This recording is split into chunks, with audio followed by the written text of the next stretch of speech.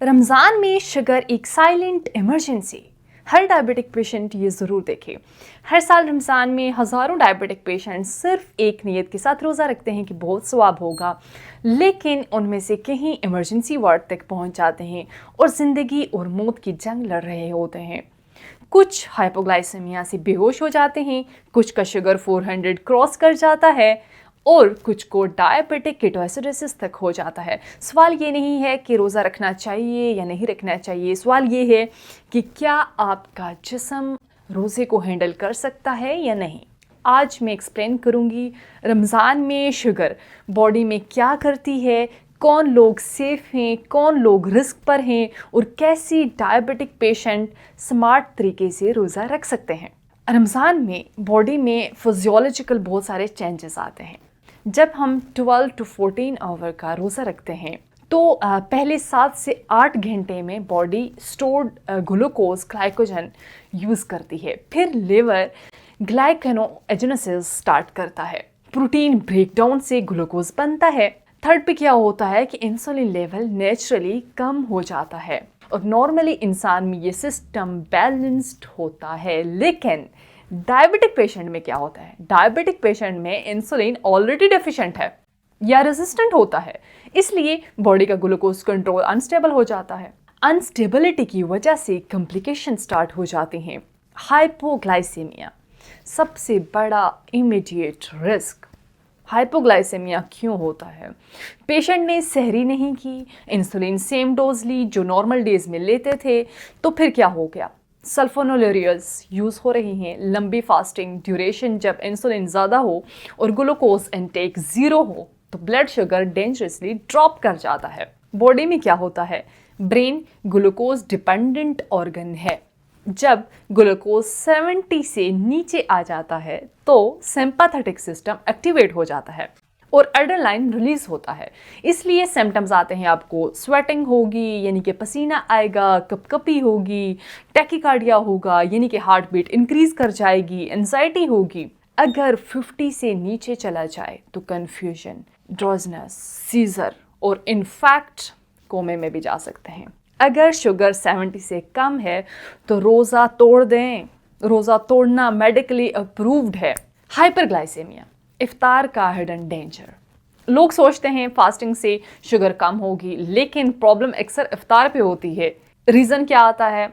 मीठे शरबत पीते हैं, मिठाई खाते हैं, वाइट राइस यूज़ करते हैं, ठीक है, ओवर ईटिंग करते हैं, इंसुलिन टाइमिंग मिस कर देते हैं। तो बॉडी में मैकेनिज्म क्या होता है कि जब बहुत ज़्यादा कार्ब्स एक साथ जाते हैं, रैपिड ग्लूकोज स्पाइक होता है, इंसुलिन इनसफिशेंट होती है, शुगर 300-400 तक जा सकती है। इससे ज़्यादा यूरिन आएगी, प्यास लगेगी, वीकनेस होगी, ब्लड विजन होगा, क्रॉनिक स्पाइक्स किडनी और नर्व्स को डैमेज करते हैं। डायबिटिक कीटोएसिडोसिस ज़्यादातर टाइप 1 डायबिटिक्स में ये मोस्टली होता है। अगर हम देखें कि ये क्यों होता है, जब इंसुलिन स्फीयर डेफिशिएंसी में हो, बॉडी ग्लूकोज यूज़ नहीं कर रही, सो क्या होगा? फैट ब्रेकडाउन एक्सट्रीम लेवल पे होता है, कीटोन्स बनते हैं और कीटोन्स एसिडिक होते हैं, ब्लड एसिडिक हो जाता है। इसके हमें क्या अलामात मिलेंगे पेशेंट में? Severe abdominal pain, fruity breath smell, deep rapid breathing. अगर ट्रीट ना हो तो डिहाइड्रेशन, पेशेंट शॉक में चला जाएगा, आईसीयू में जाना होगा उसको। रमज़ान में रिस्क तब होता है जब इंसुलिन स्किप की जाए या स्फीयर डिहाइड्रेशन हो। अब अगर हम डिहाइड्रेशन और किडनी रिस्क पे बात करें तो हाई शुगर, ऊपर से रोज़ा भी होगा, ऑस्मोटिक डायूरेसिस, ग्लूकोज यूरिन में जाता है, पानी उसको खींचता है, डिहाइड्रेशन होगा। इससे क्या होगा? Acute kidney injury, electrolyte imbalancement, thrombosis का रिस्क। जो एल्डर डायबिटिक्स हमारे पेशेंट्स होते हैं स्पेशली वल्नरेबल होते हैं।